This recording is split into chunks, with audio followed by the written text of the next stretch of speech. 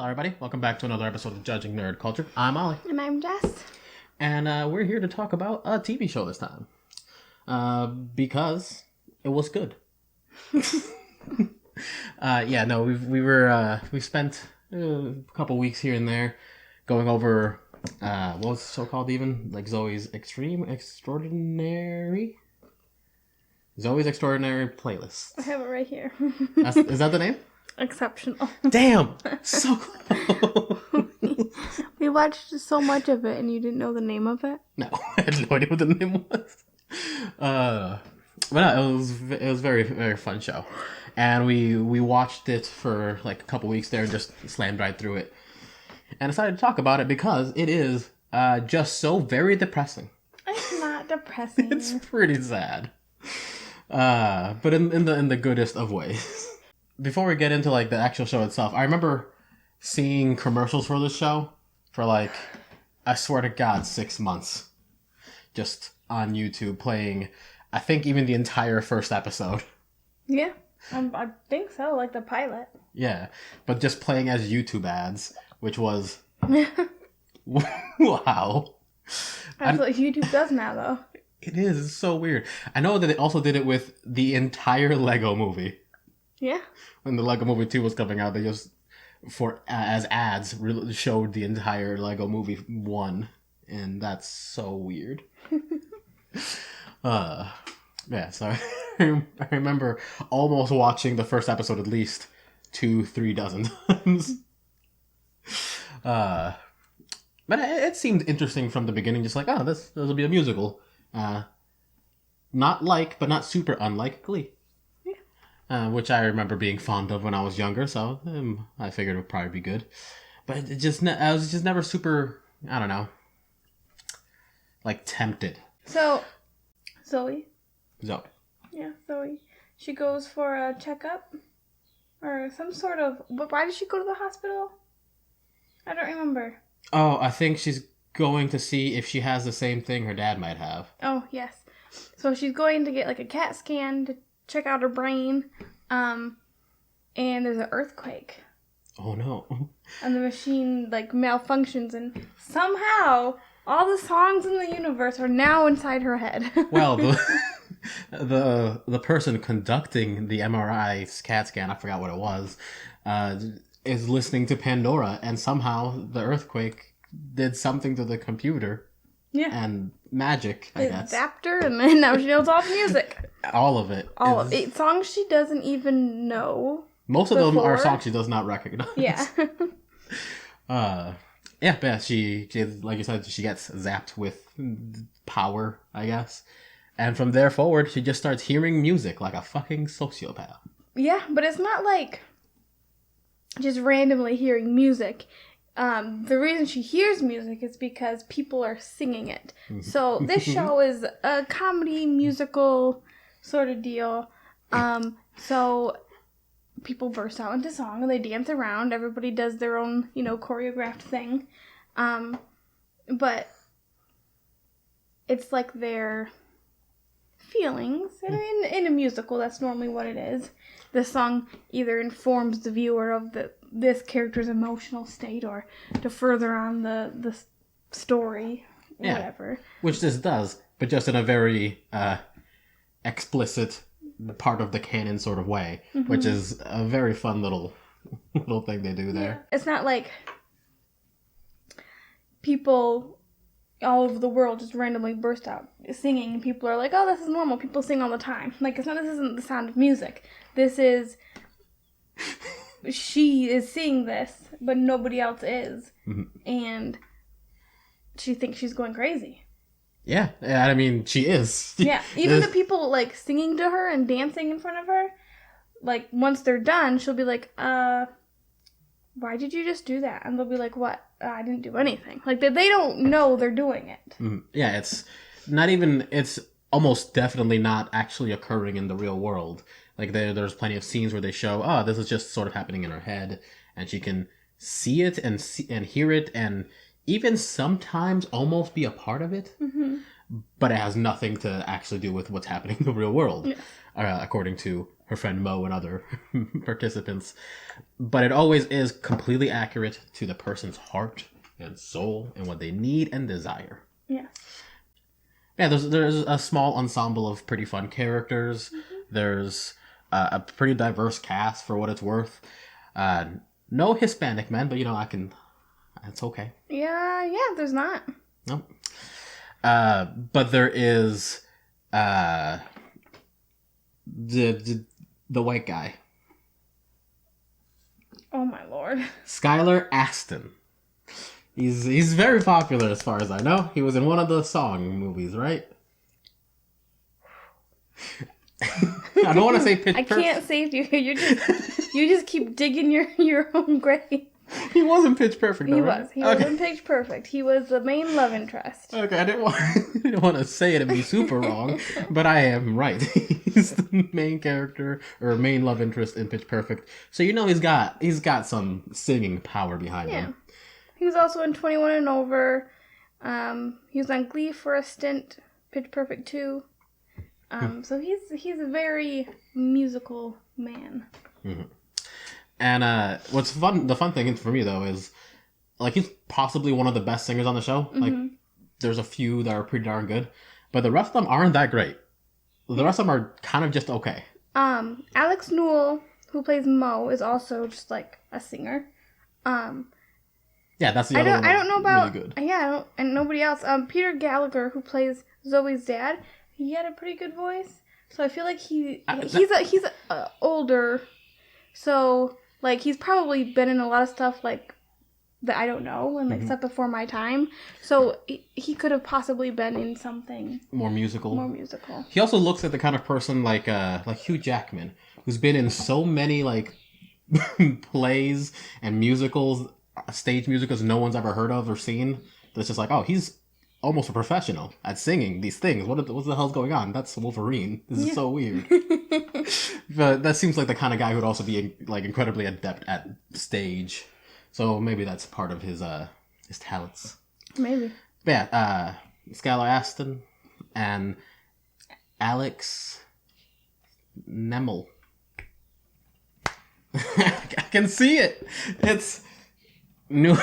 Newell? Yeah.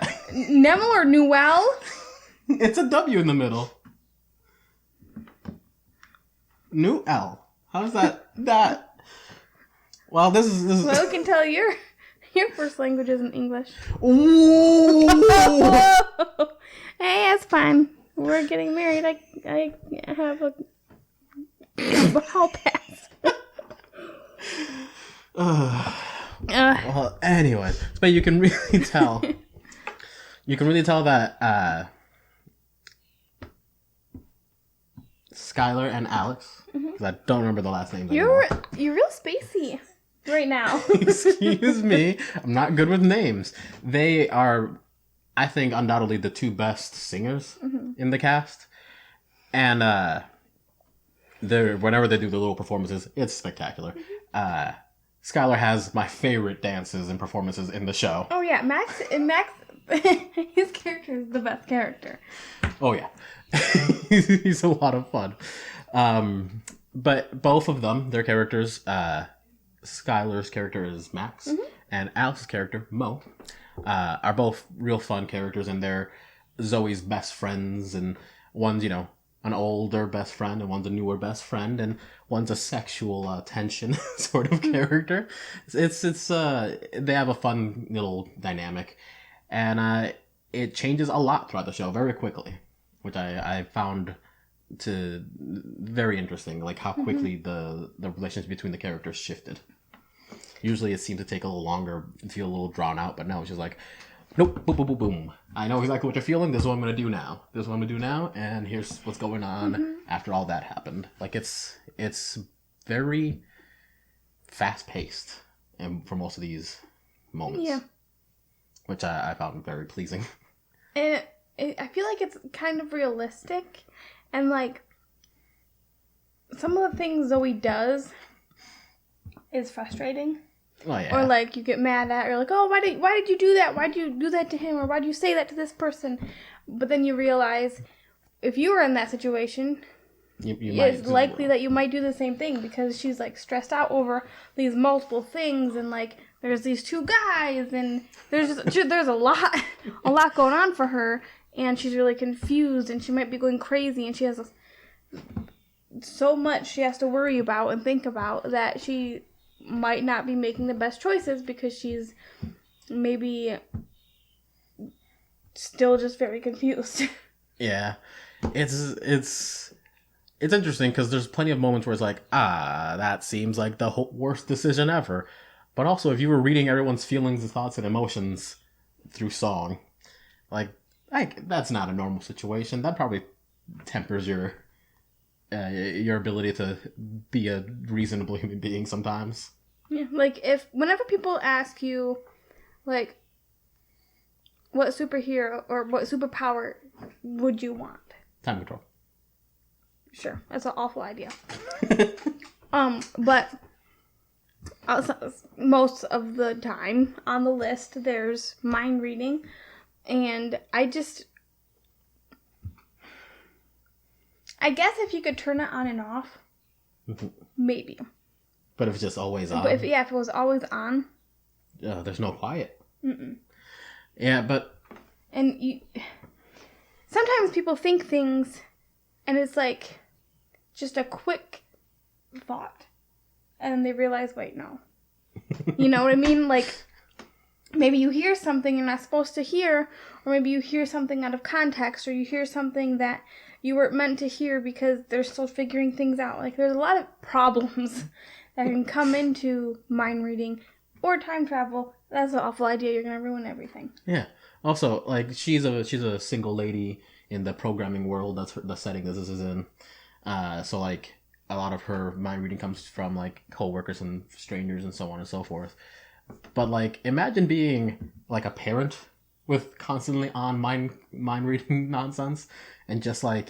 I wouldn't want to be. Yeah, as soon as your kid hits puberty, it's like, oh, this is the worst existence ever.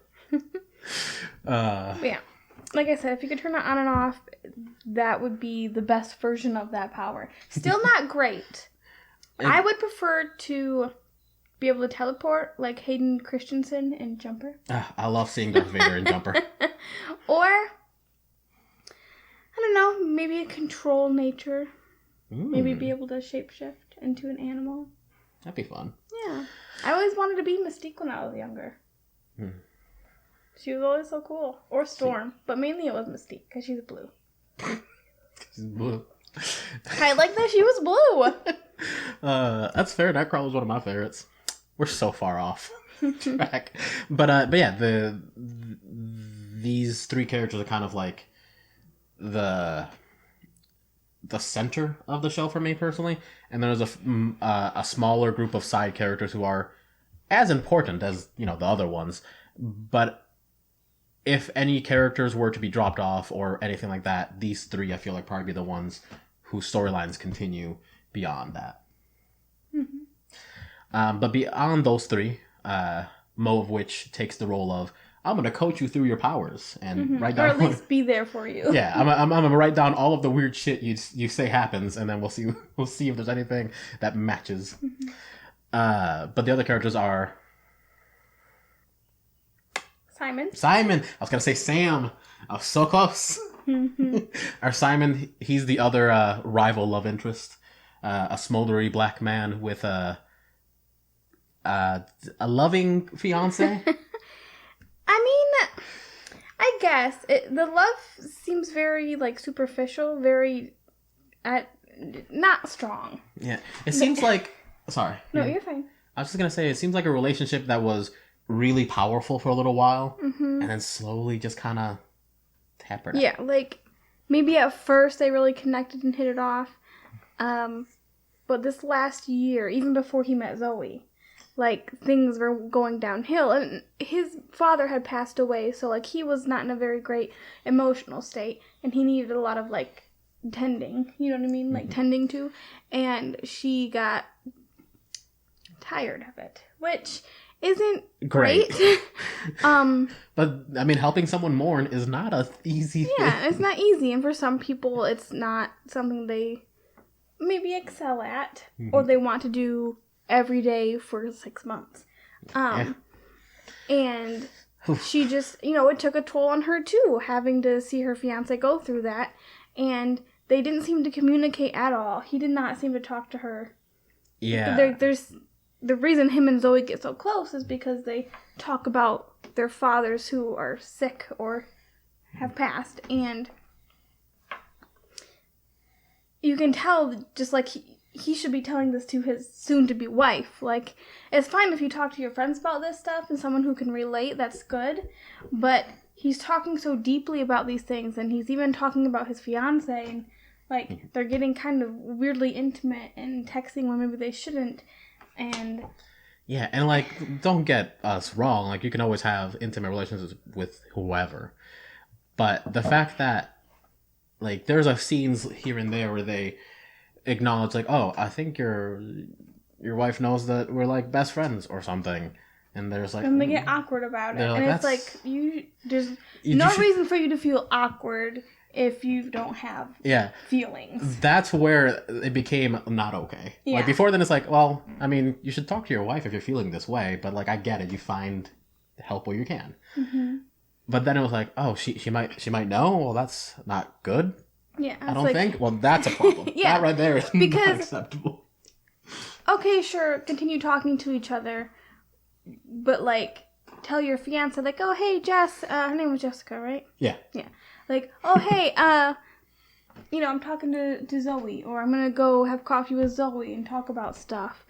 But keeping it a secret makes it shady. Makes and, like, it even so though shady. you're just talking, and it's weird. And because there's feelings behind it, it makes it worse. Oh, yeah.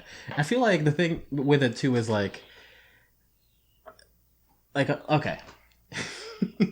It would be difficult, don't get me wrong, to say to your fiance, hey, I have a lot of problems with the whole passing of my father, and you're not good at helping me feel better. I need to talk to someone else. Here's someone who has fatherly problems and I connect to better than you. Mm-hmm. That's not comfortable.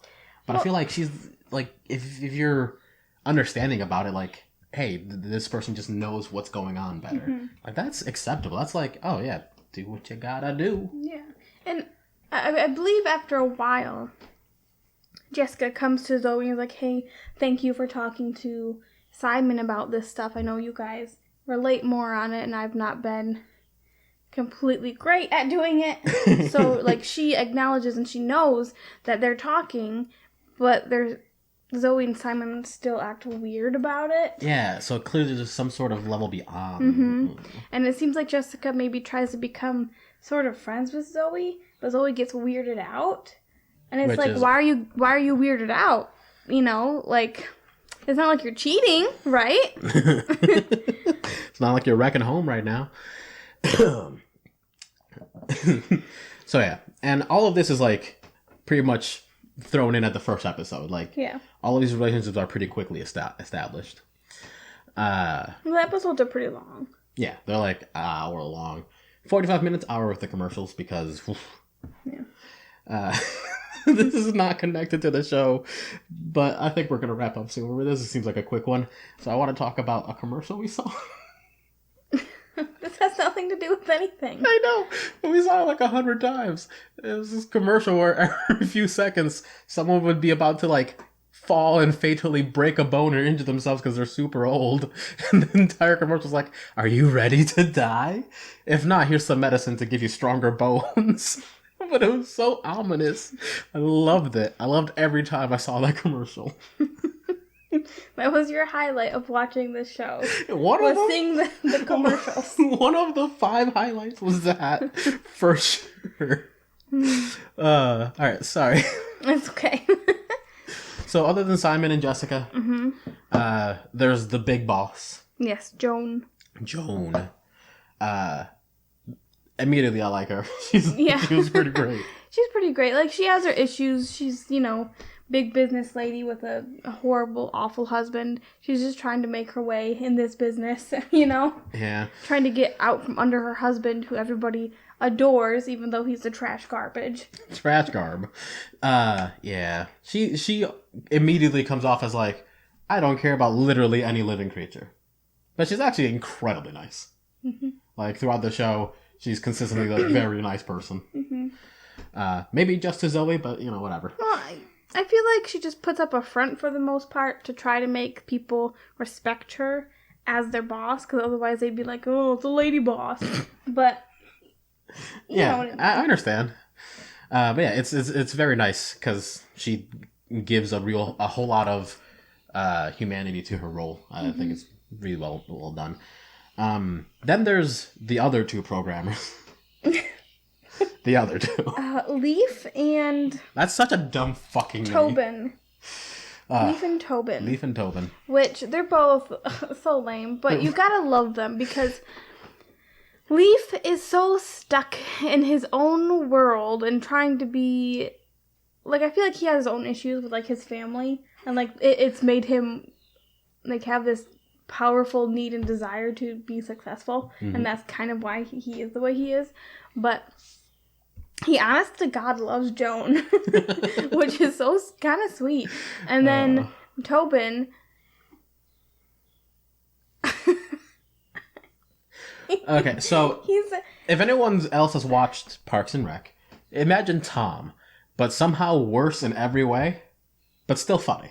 Yeah. Still incredibly funny. And, well, I don't know if he's worse, or if, like, he's just, like, on the same level, or if he's better, because he acknowledges. He'll make a comment and be like, I've only made this comment because I've been rejected by all the women in my life.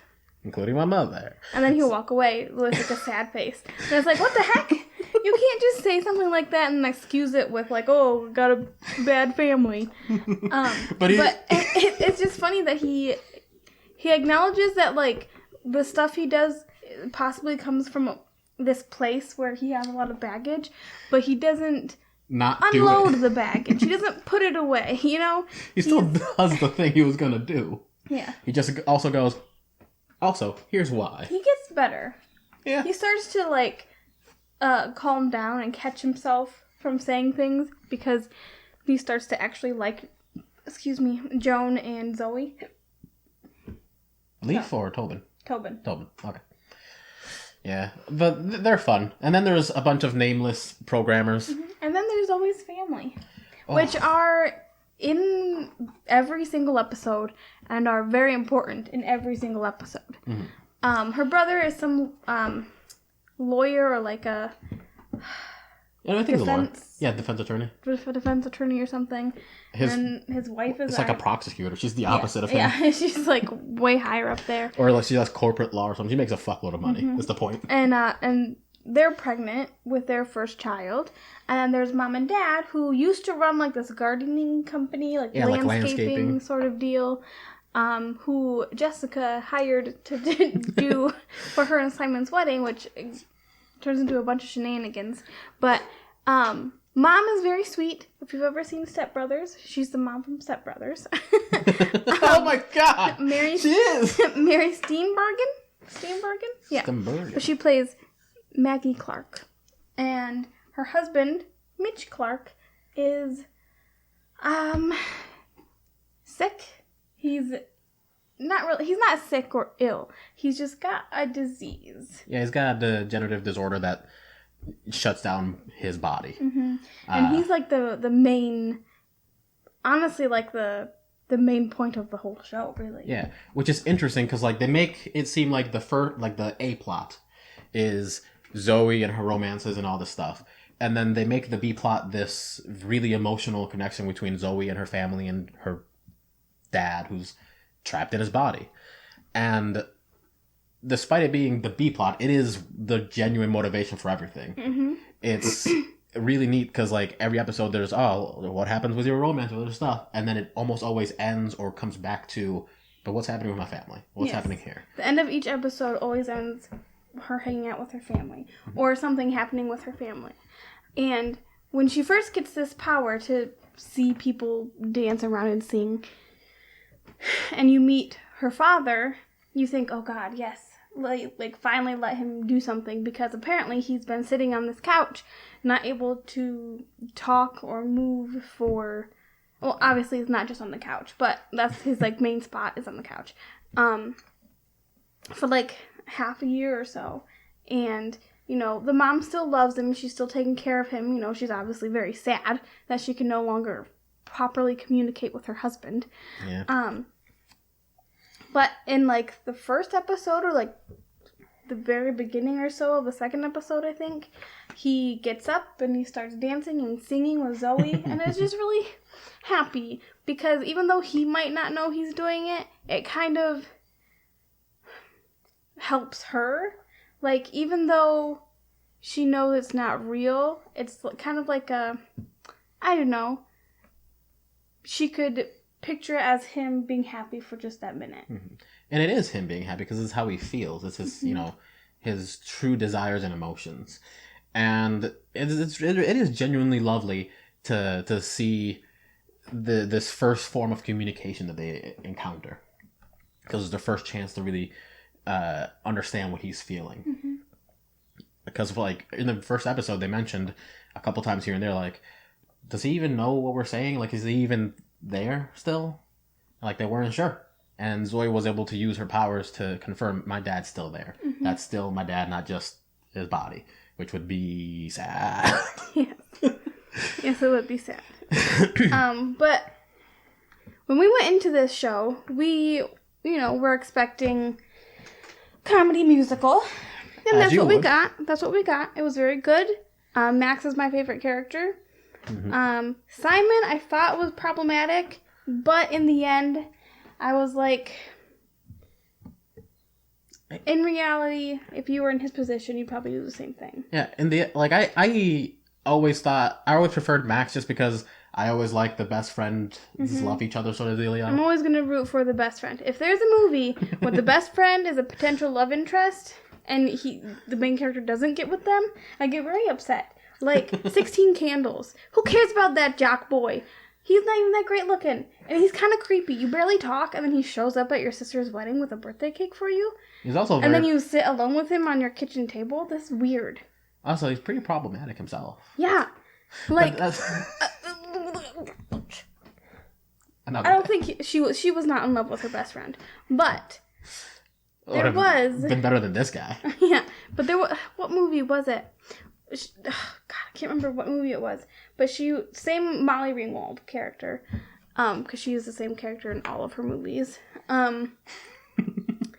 She's best friends with John Cryer's character, Ollie. He is the brother in 2.5 Men, opposite Charlie Sheen. Well, I figured you would have said Charlie Sheen. But he, when he was younger, he was a cutie, and he was real dorky, and, like, he's trying to be cool, and then instead of getting with him, she gets with some loser dude, and it's just lame.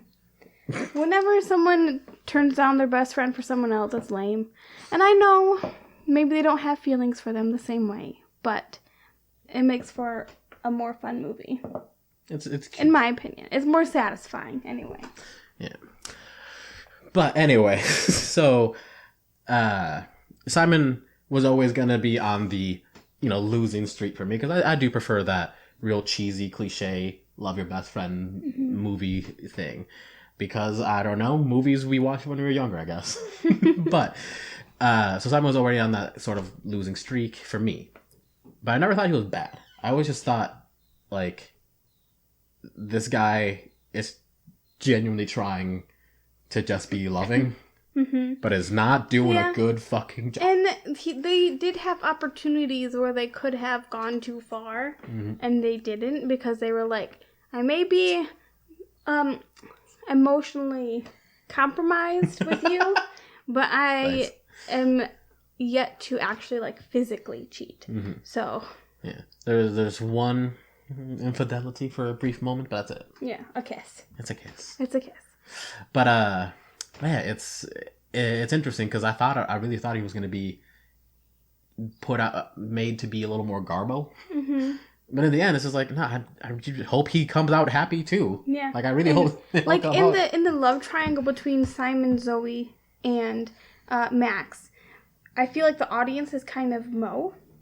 Because in the beginning of the season, Mo was rooting for Max. Because she's like, oh, it's your best friend and he's a cutie. But then she sees Simon and she's like, oh, dang, he's hot. Like, I'm kind of like both of these guys. And then she hears what Zoe and Simon are up to, and she's like, oh, no, Simon, I'm not on Team Simon. Look what he's doing, you know? And then eventually she talks to Simon, and Mo is kind of more understanding because she's like, okay, never mind, I'm not on either team because it's complicated. It's complicated, and Max is great, and he loves you, you can tell, but Simon, like, from the outside, it might look like he's just being a twat and cheating on his wife, but really, he's just also very confused and hurt and has a lot going on. Yeah, it's all very linked to people just trying to process their emotions. That's like the core of the show. It's just like, all right, here's a feeling and a thought and a thing that some people are internalizing, and we're gonna have to deal with it in every episode, no matter what's going on. There's always some emotional disconnection that people are trying to fix, and I thought that was pretty lovely. Like, that's obviously a conceit of any show, ever. It's like there's always some emotional hook or this or that, but this show literally made the emotional hook the entire premise, is acknowledging those and figuring it out. So that was cool. Yeah, I mean, it was a good show. I didn't expect to cry as much as I did. Oh god. Once per episode too. Like, what the fuck? Which was strange because, like I said earlier, we were, expecting a comedy and a musical, but we were not expecting to cry or to sob. I tried really hard not to cry, not because I'm too manly to cry, but just because, like, I don't know, sometimes I'm like, I don't want to cry right now, I don't want to be that emotional, but oh my god. I kind of love it when a movie can make me cry, or like when it makes me feel things, whether it's sad or angry or something else, because usually you just watch a movie and you're like, oh, that was fun, but sometimes you get a movie that's like, oh my god, don't let this happen, and then you cry, or you're super happy, or you're super like angry at the thing, or scared, or whatever it may be. And I think they did a good job at the emotional roller coaster. Like, you're most of the time rooting for someone or having a laugh, and then at the end of the episode it would like crash and be sad, and then it would pick right back up at the next episode and be happy, and then crash and be sad. So like, it was up and down, which sounds like it would make for a bad show, or like, I don't know, annoying or frustrating, but it was a really good, like, the way they did it wasn't like harsh or anything. It was very smooth. Yeah, like, it wasn't a jarring change. It was, like you said, like a roller coaster. You just went down the hill, and it brought you everywhere you needed to be. It was pretty damn good. It was good. Honestly, that's all I've got to say, unless you want to give a spoiler warning and talk about the ending. No, I mean, that's all I got to say. I feel like this is one of those shows where it's not super old yet, but it's not super new. So maybe people will have time to go watch it for themselves. And it's not super long. You're still pretty much quarantined, so you could still just binge watch a show. 12 episodes, that's one day. Give it a go. The ending, you'll catch up. I will say that when we watched it, Jane Levy, the girl who plays Zoey, every time I saw her, I could not see her from Evil Dead. She plays the possessed sister in the new Evil Dead movie that came out a couple years ago, and didn't even recognize. It's such a difference between her being, Evil Dead possessed, black tar puke and all this garbage, to like a happy, wearing bright pink like sweaters and dancing around. It was very strange, but it was good. Yeah, I recommend it to pretty much anyone who's willing to give a good laugh and cry a little bit. Even if you don't like musicals, you give this one a shot, because it's not really. It doesn't really feel too much like a musical. It feels like a show that once in a while has music in it. Yeah, and it does play with that whole idea of a musical by being a musical that someone acknowledges isn't real. And it's like, it's all very contained in a way that if you're not super into musicals, you might still enjoy this for the basic premises and even appreciate the jokes that they make at musicals occasion. That's very interesting because her power can be messed with. Yeah. Like, depending on how she's feeling or if she's super sad, it can, like, glitch and, like, mess up. And maybe she's the one singing and can't stop and people are freaking out at her. Like, it's fun. I would recommend it. All right, so that's it. That's all we got. That's all we got. That's all we got. All right. We'll see you guys next week, probably, with whatever we have up next, which we haven't actually decided yet. So we'll see you then. Bye. Bye. Love you.